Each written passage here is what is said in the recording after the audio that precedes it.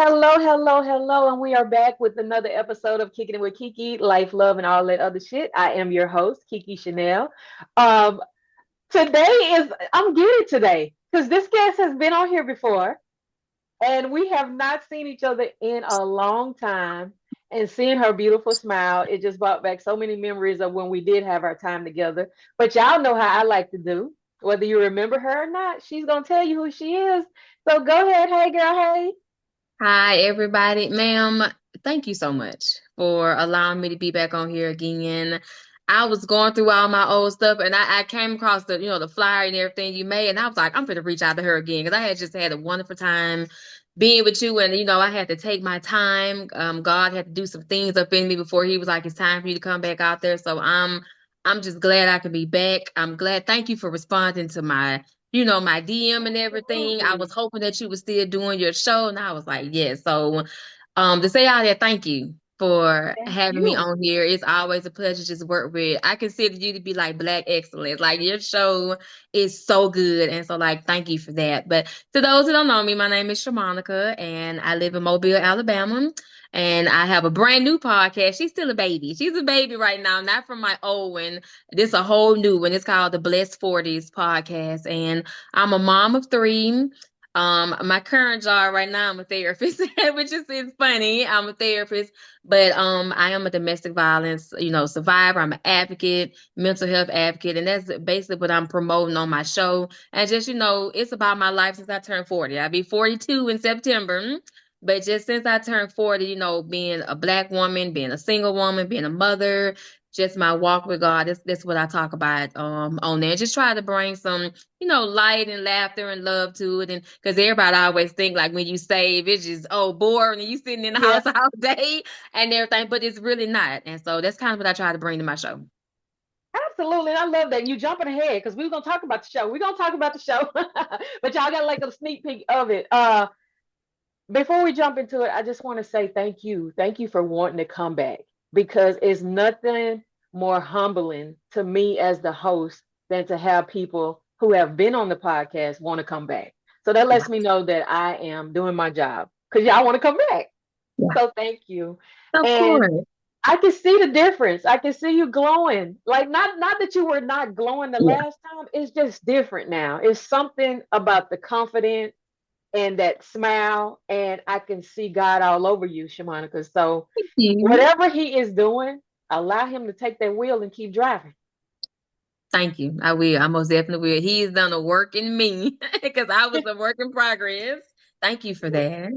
We all are. So today's topic, and as I was pondering, me Okay. we going back through our correspondence. What would be a great topic? Because we can talk about life, love, and all that other stuff all the time. I want to talk about the soul of a woman. Okay. I like So that's what that. we're talking about today. Oh my So when goodness, I you love that. yes, so when you hear the phrase soul of a woman, what does that mean to you personally? To me, it would be inner work because that's where your soul is at. And so in this day and age, social media they have created a hashtag for everything. Hashtag this, hashtag that, and I'm all about inner peace and inner work, and I try to teach that to my children because I want you to fix what's on the inside, and it will radiate on the outside. You're not the first person to say it's just something different about you now. What I'm doing, I'm allowing God to do the inner work within me because believe it or not, I was like a pretty shiny box, and I had nothing on the inside Wow. at all. Period. Wasn't doing any type, was just exposed completely on the outside, but was dying on the inside, and my soul was dying. And so Mm, when I just stepped back and allowed him to do what he needs to do, now I can see the fruits of because I was in a very bad way. So to me, inner work is where I feel like you should start when it comes to the soul of a woman. And even the man too. We all should be working on the inside. I have a 21-year-old now. And just, trying to get him to understand. I know you see the cars and you see the clothes and this and that, but a lot of them they're not doing the work on themselves. It's just an outside flashy thing, and you don't want to. That's not no way to go through life. absolutely. And I feel like when you trying to be flashy and put on a facade for other people, it's to cover up something deeper. Yes, And yes, God most wants definitely. us to take care of our temple, which is Yeah. the inside Hmm. first, our heart, our soul, our spirit. so that it can radiate, like you said, on the outside, Mhm. and people can see and say, you know what? I like that glow on Shermonica. I want that glow. Let me see what she doing. Let me look at her fruit.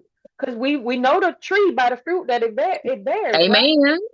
So we have to make sure that we're protecting the fruit that we're bearing, because not all fruit is going to survive. We're going to have some that get overripe. We're going to have some that don't even bloom at all. But at the end of the day, we have to make sure that our soul is intact. So because you are a 15-year domestic abuse survivor, and you are a certified domestic abuse advocate. Yes. Let's talk about before all of that, like before all of that came into play, who was Shermonica then?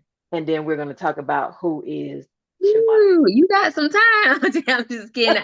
I was a very broken, bitter, insecure little girl.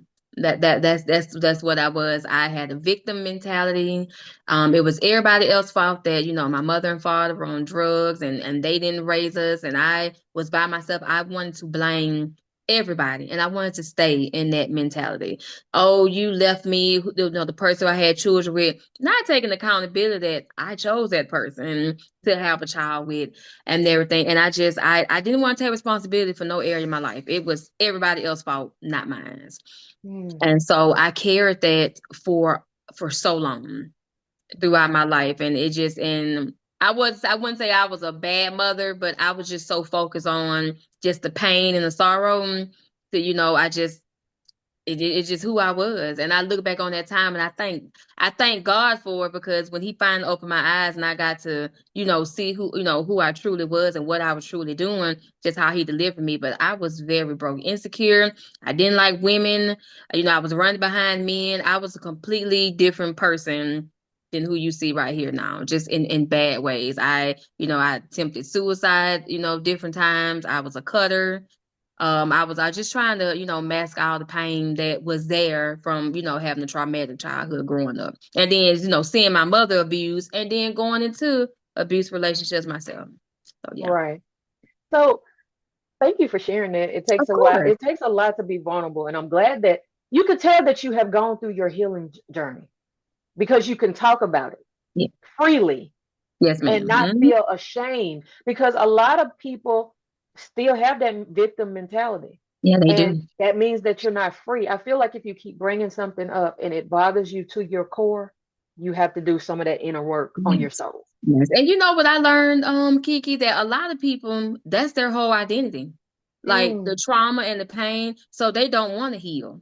They don't want to get to the other side because then, oh, you're not going to feel sorry for me. You're not going to pity me because that's all what they base their life on. Because it's responsibility on the other side of healing. You got to take hmm accountability. You have to do all that. And I didn't want to do that at our pit. But when I finally got over there and was like, I wish I would have did it years ago. But everything in God's timing. And I was one of those people. I did not want to get out that mentality because I wanted the pity.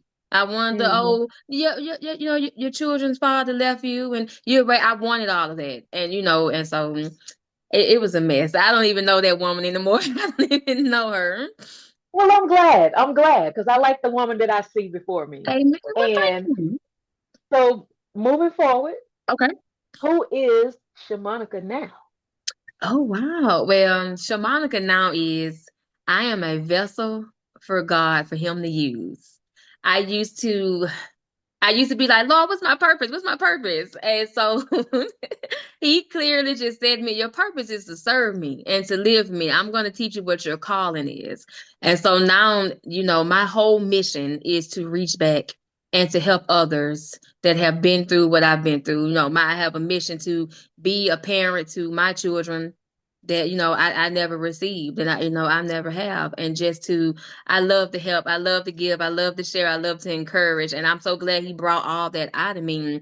And I just want to go back and help women that that are still in that situation, even women that have came out and everything. Just it's different topics, different things that I can help on. But my main thing is that now I'm a vessel for the Lord. I'm completely sold out to him and to want to do his will. So when I do stand before him, I would be empty when I stand because I did what he told me that he put me here to do.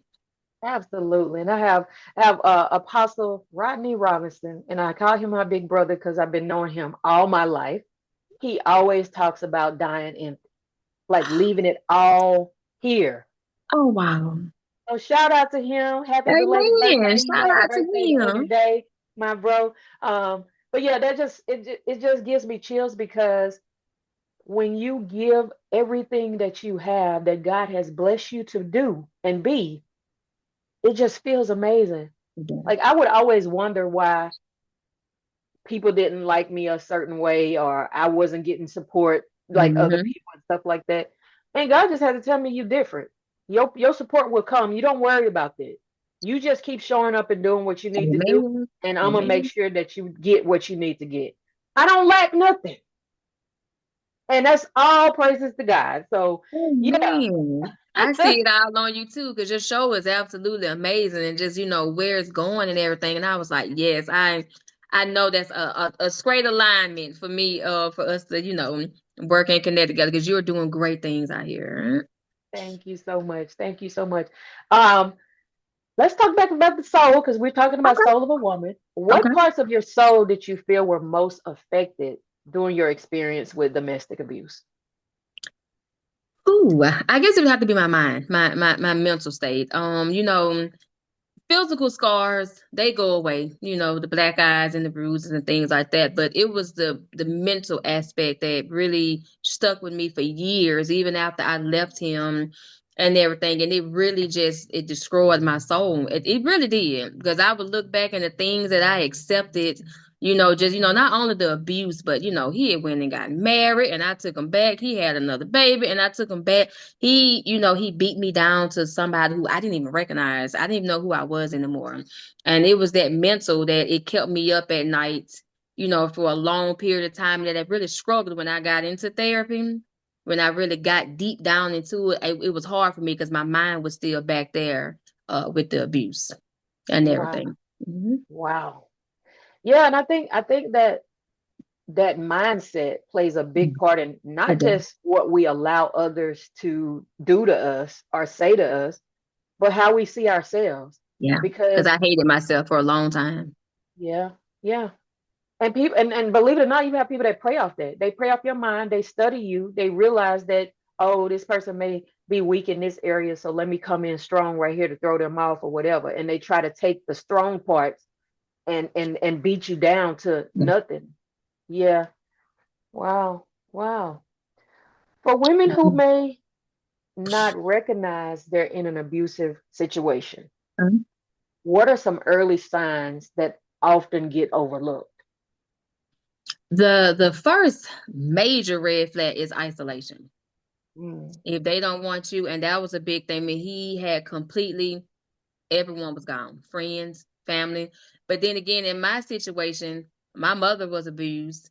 All my sisters was abused. So it was like I didn't really have anyone, and they were still with their abusers as well. So what could I really say to you? But if anything, the first step, if they have problems with people who've been in your life before you even met them, and they don't want you to talk to them anymore, they're causing conflicts between your family members, and things like that. That's a huge red flag, because once they get you all to themselves, you have nowhere to go. Because you didn't cut right. everybody off, so they got you. They got full control of your life. Right. Absolutely. Yeah. Um, so what was there a specific turning point when you realized your soul deserved more? Yes. Yes, it was. It was my children. It Mm, it really was them. At the time, my son was 5, and I had my daughter. She was 1. She was about to be 1, yes. And I just remember that I had secretly started going to therapy, mm-hmm, secretly, and he wouldn't leave. He would not leave my house, and so I was gonna go. I was gonna go, and my turning point came is when he almost hit my daughter with a broom trying to hit me. mm. And I was like, "This is, I cannot," because a lot of time he'll go to from you to the children, For the children. and I was like, "No."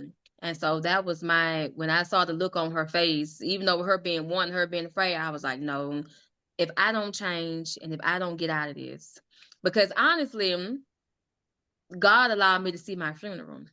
He allowed Wow. me. Yes, he did. The night that I left, he and I share my testimony. A lot of times, I go do domestic, when domestic violence month come in October and everything.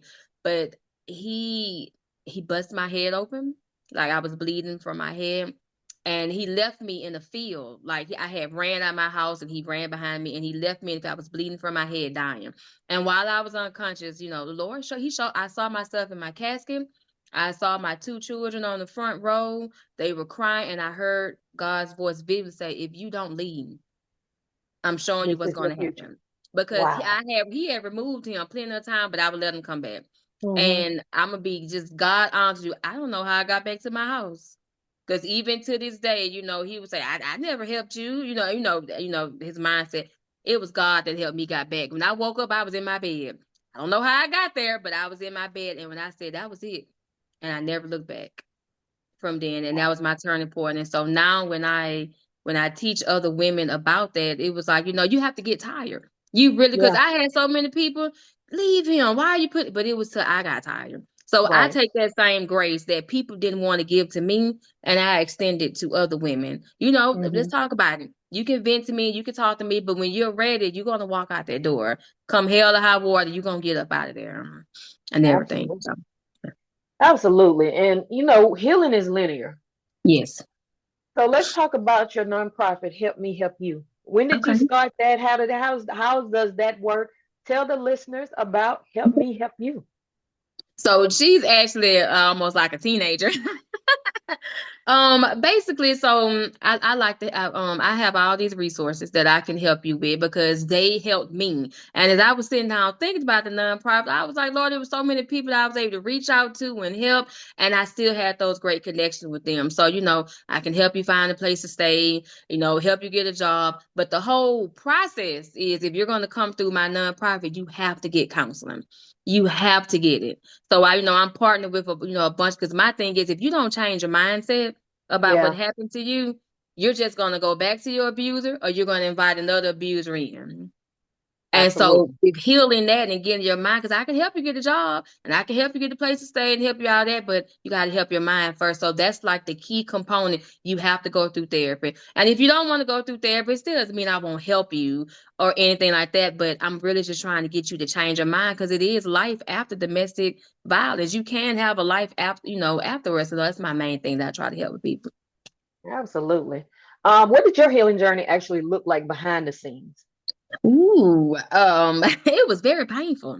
So you know Hmm. how most people, they just think that healing is you just sitting on the beach and you just you meditating. It is not that at all. It is ugly. It is dirty. You got to kill parts of yourself that you don't want to kill, and it was a lot of tears. It was a lot of crying at night. In my prayer closet, just like, when is this pain going to end? Why am I going through this? All that. So. It was a roller coaster. And I'm still on the healing journey. There are things I'm healed from, but I would always say, until I'm up out of here, I will always be on a healing journey. But it was a lot of dark days. It was a lot. But I see now he was killing everything in me, because he had to get me ready for what I'm going to do, to help his kingdom and help his people. I couldn't do that back then if I was still in the same situation, the same mindset. Absolutely not. Absolutely not. Because you would have made it about you when you was trying Yeah. to help everybody else. Amen. So yeah. And I like that you say you have to kill parts of yourself, like your mentality. Your You got to make ways, sure all your of that. ways. You actually have to learn how to forgive the person or people who hurt you. Yes. And I still get a lot of flack. Is I guess from people who haven't been through that thing, how can you forgive someone who did that? And I don't have a relationship with him. We have a daughter together, but I have completely forgiven him. It was no point for me to hold on to all of that, because he went on about his life and was still doing the things he was doing with other women. And by the grace of God, he didn't kill me that night. I'm here that I can share this. So I was like, yeah, and it even surprises him sometimes. Now we're not cool and buddy, but I'm cordial with you. Hey, how you doing? And I keep it Hmm. moving, but there's no ill will there. I pray for his soul, because he's one of God's children and everything. It was no point. That weighs you down. A lot of people don't realize that when you're carrying all that, it it's heavy, and I don't want to be heavy. I want to be light, and I want to be able to do what the Lord put me here to do. And I can't do that Absolutely. still being mad at you when you walk in the room. Absolutely. And I know you love God and He loves you. I love God and I talk about God on this podcast. So if that's not your jam, I'm sorry. Listen anyway. You might learn something. We're not Okay, apologizing for loving on God because He that's has been right. too good to us not to. Yes. All right. So talking about that, and I know you are a woman with faith. How did your faith play a role in making sure that your soul stayed intact during those dark times? So I had mother issues and father issues. And a lot of time people don't realize that your correlation with your parents will be how your relationship with God is. So because Mm, I had that abandonment and trust issues, and I believe I brought that into my relationship with God. I felt like he was going to abandon me. I didn't have faith in him. I didn't, I felt like he was, going to leave and everything too. And so as he began to do a work in me, he was like, you couldn't trust them, but you can trust me. I've never mm, left you. I've always been here, because I would just pray to be praying. I wasn't believing what I was praying for or thinking it was going to happen. I was one of those people going to church every Sunday and every Wednesday, but had no relationship with God, period. It was just a check off the box. I went to church. I went to church. And mm, I haven't been in a physical church since 2020 because he pulled me out of there and he was like, I want a relationship with you, not that mhm, you're going to church. And it just began to strengthen my faith because he began to show me I can provide for you. I can take care of you. I can heal you. You can trust me, begin to heal. And then also heal the relationship with my mother and father, to heal that as well too. But he strengthened my faith. And not saying it's been all good times because it has been, hard times because, that's a life as a Christian. We will go through things. And it was mhm, during those times where I'll be like, oh, where you at? But he was right there. But he wanted mhm. to see, are you coming to me because I'm blessing you with things, or you love me and you want a relationship with me? So that kind of, and now I can teach that to my children because we're on their own walk with God and they got questions and they're trying to figure things out. And now I see I went through all that, so I can help you to teach you who to love God for who He is, not just what He can do for you. Absolutely. So, how do you protect your peace now? What do you do? I take time for me. Mm, So in my 20s, I pretty much was having babies. And, I didn't really get a chance to do all the things that they say, quote unquote, 20-year-olds supposed to do. You're finding yourself. Because I was already a mother by 19, 20. I had my first child and my second baby at 24. And then my other one came along at 30. I didn't get a chance to do none of that. So now that they're older, mhm, and I know they're safe and okay, I can take that time. I go on walks. I love walking. I'm writing my books. I'm currently writing two books right now. And I can be able to express to them, I need this time right here to myself right now, and not making them feel excluded. But mom needs this time to, get herself together. But I couldn't do that when they was younger. But now right. I can. And I can jump in my car and go. I can go and be like, I will see you in a minute. And another, I had to heal my inner child. That was another part. I didn't get to have a childhood. So now if I want to go get me some ice cream, I'll do that. If I want to go and watch cartoons, I will go watch cartoons and everything just to heal that soul work right there. And so that's kind of what I've been doing. And I've been those people like, wow, you look different or you look younger. No more stress. I'm There not you stressing go. no more about anything or anybody. I pray about you, and the Lord said you got to go, then you have to go, and it. No more stressing, no more at all. So Absolutely. I'm grateful for that. I love that for you. I love that because I tell anybody being selfish about you is not Yeah, selfish at all. It's it's making not. you a better person so that you can pour into those other people who you love. But if you don't have nothing to give because you ain't giving it to yourself, Yeah, how you gonna give it? exactly. I was like a laundry basket. The ones got the holes in it, and you Uh-huh. can be pouring the water, and the water just coming out. That's how I was back then. I couldn't say no to anybody. I was a people pleaser.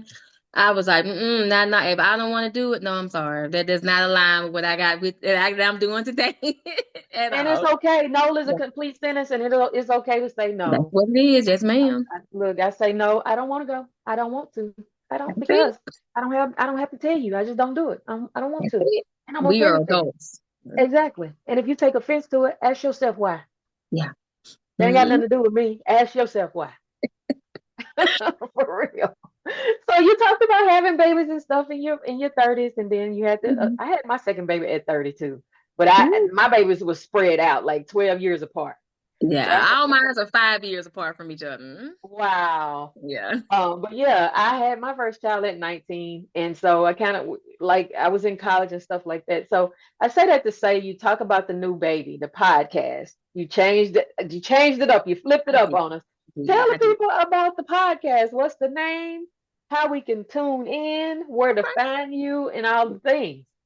Okay. So when the old podcast I had, which was My Journey Within, Mm-hmm. I was still in my semi broken state. And the Lord was like, I need you to close this down. You gotta do some healing. You gotta do all that. And then I tried to come back, but everything was different. It was like completely different. And once again, I was like, Lord, I'm just going to follow what you want me to do. And he just gave me this idea. He gave me the name for it. And so it's called the Blessed 40s Podcast, where, I'm just navigating my life since I turned 40. I share stories from, past experience, but it's basically what has my life been like? Because it kind of almost seemed like I hit like a midlife crisis when I turned 40. And it was just like, why am I here? Yeah. What is my purpose of being here and everything? And so I navigate, talk about being black, being a black woman, a black single mother. Just, I talk about, I haven't gotten into kind of really, really deep because she's still just a baby, but I'm getting there. I'll talk about my domestic violence journey, my suicide attempts, just, the abuse I do as a childhood, generational, curses and breaking and things like that the Lord put me on that He want me to do. Like I'm kind of going to go into all of that and everything, and I'm just having a good time, just getting God's word out here. And just talking about it and talking about Him, because I used to be one of those Christians where, girl, he ain't take all that, he ain't all that, but I promise you, it is all that. And Jesus, it is all about that. And I'd be like, Lord, I'm so sorry I ever said that back then, but my mind was different. And so I'm on YouTube, and I release a new episode every Friday. And I'm having a great time doing. I'm on Instagram, that but I have social media, but they all got different names. And I realized that I was like, so I'm on Facebook by my name, Shermonica, because that's like my page. But then I'm on Instagram as the Blessed Forest Podcast. But then I'm on TikTok as Covered by God. And I was like, they're not gonna find me. They're not gonna Well, find you me. know what? You can always update your name on TikTok for real. Yeah. Yeah, so I was you thinking can about change just kind that. of correlating everything together, but my DMs are always open, to any woman out there that you just may need a shoulder or need someone. You only have to come through my nonprofit. It's a lot of women out there. They just need somebody to talk to. I didn't have that. I didn't have anyone to talk to, so I try to make myself available. Let's talk about it and Hmm. everything, to give you the help, because maybe me planting that one seed may be your foot out the door. Right, absolutely. Now, speaking of that, are you having guests on the podcast? Is it just yourself, or how does that work? E- Eventually, I am. I'm going to Okay. start having guests. I wanted to just kind of get my foot in and get Hmm. everything. But I would love for you to come be on there and there. Which I was going to, extend all that to you once I did start having. But of course, I love talking with people and love sharing, love hearing their stories and their life and everything. So of course, Okay, great. Well, you let me know when, and I'm there. You already know. yeah, I'm excited about that. Yes. So, if you could speak directly to the woman listening Okay. right now who feels stuck in whatever it is that she's stuck in, and her soul is crying out to her, what would you say to her? Well, so I have a motto that I say, and it's love yourself enough so that when love shows up, it won't be a stranger to you. Mm, I had to work on self love. I had to learn to love myself first before I ever try to let anyone else love me or anything. And when it comes to being stuck, I'll say take the time, take the clock off. mhm. Take the clock, because in our modern day, oh, they want to be married by this time and have babies by that time and this and that. Take the clock off of it. Put your focus back on God. I know everyone's not a believer, everyone's not going to be saved and everything, but if you are searching out for something, give it to the Lord. Put it in his hands. Allow him. Because one thing I know, he'll never lead you the wrong way. Mm. He'll help you in your journey. A lot of time when people are crying out for something, they need God. And they're trying to find everything. Because I was one of those people too. I went to everybody instead of going to God, who made everybody and Right. everything. So don't count yourself out as a failure. Don't talk down on yourself. Don't talk bad about yourself. Seek God in every way possible every day. I literally talk to God about everything. Kiki, I Me mean too. everything. Me too. And it's helped me because I have been there, felt stuck as a mother, stuck as a woman, stuck, and I was looking at all the wrong things. And so put your eyes and your mind and your heart on God, and I guarantee you, He will show you where you're supposed to be, and He will help you get there. Absolutely. I love that. All right. So if you could give your soul a color at this moment in time, what color would it be and Okay. why? So it would be black. I knew That's you was my gonna say black. that's my favorite color. And I'm trying to get up out of it, but it's just like I love it. And a lot of people try to associate that with with depression and everything. But it's a void. It's really not a color per se in a sense, but I felt the reason why I say black is because I felt like I was a caterpillar, and I went into this black and I emerged as a butterfly. And so Mhm. I have tattoos and stuff, and I have butterflies and everything. I just always kind of associated with that, but I love to sit in the dark and talk with God and cry out to him. So I just don't associate black with being bad or anything. To me, I feel like you go in one way in the darkness, but then you come out in the light and you something different. And that blackness, it kills everything off of you so you can step into what you need to be. I love that. I love that. And black is beautiful. Thank you. Thank Absolutely. you. Tell that to Last my mother. question. Yeah, she Yes. was like, how you like all that black? And I used to like red too. I used to have like red hair, and for some reason that Uh, thing red is like a horror color. I was like, what? yes, the promiscuous or whatever. I Like was what? like, oh my goodness. So no. Yes. I mean, it's all about that mindset, right? You Yeah, there you gotta go. change the mindset because it has been taboo. You wear red lipstick, you a whore. Yeah. Especially in our Mhm, that was community. it. Why you Exactly. wearing all that black? You worship the devil. Like it's just a lot of stereotypes and taboo around certain things in certain cultures. And I'm pretty sure it's just not our culture that has stuff going on. But I love all colors. Me too. But it's just something that when you talk about black, it's just radiance to me. Yes, It's it does. excellent. It is Mhm. becoming. It is it is so many things that I can think of. But yeah, I wanted to ask you that question because that popped in my head and I was like, let me ask her this question. Hey, I love that. All right, so final question of the Okay. day. When your life story is told years from now, what do you want people to understand about the soul of Shermonica? Oh wow. That is deep. I love that. Oh my goodness, that's an amazing question. Thank you. I guess I would want my legacy and my life and my soul. I would want every person I touch that it transformed their life for the better. That when they came to me, they left with what they needed, or my life read helped them to get to what they need and where they're going. So I would really want my legacy to just every person I get to touch, every person the Lord allows me to help while He still has me here. That I brought them to the Lord, of course, but just to also help change their life and everything, because I know what it's like not to have anyone, and not to have that support or anything to be there. So that's what I would want my legacy to be. I love that. Thank Well, you. Shamika, thank you again for coming to kick it with me. It has been amazing as always. Uh, any final words of encouragement to the audience, to the listeners today before we go?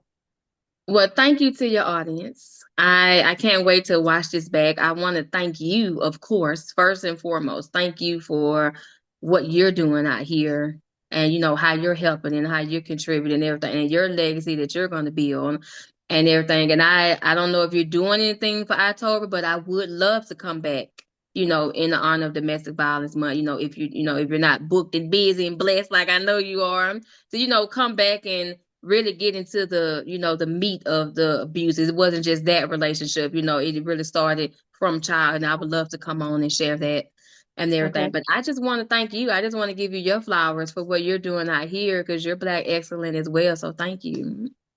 Thank you. Thank you. You already know I love to have you back, and especially during that time we can go a little bit deeper.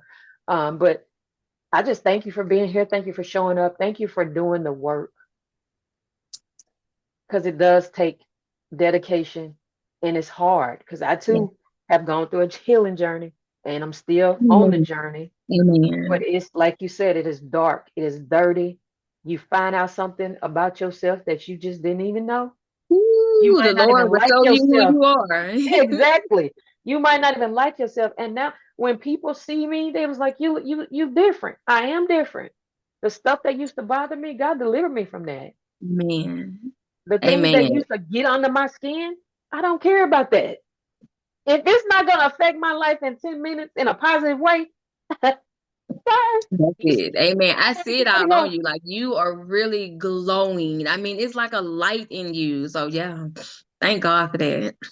Thank God for that. And on that note, we're gonna leave out of here before we start crying and things, and we're not doing. But you guys have been listening to another episode of Kicking It with KeKe, Life, Love, and all that other shit. I am back every Thursday with a new episode. You can catch me on all major podcast streaming platforms, and you can watch on YouTube at Kicking It with KeKe. Um, until next time, purple hugs. Stay blessed, stay true, and make sure that you love on you. It is not selfish, it is necessary. It sets the tone for other people to love on you the right way. All right? All right, later.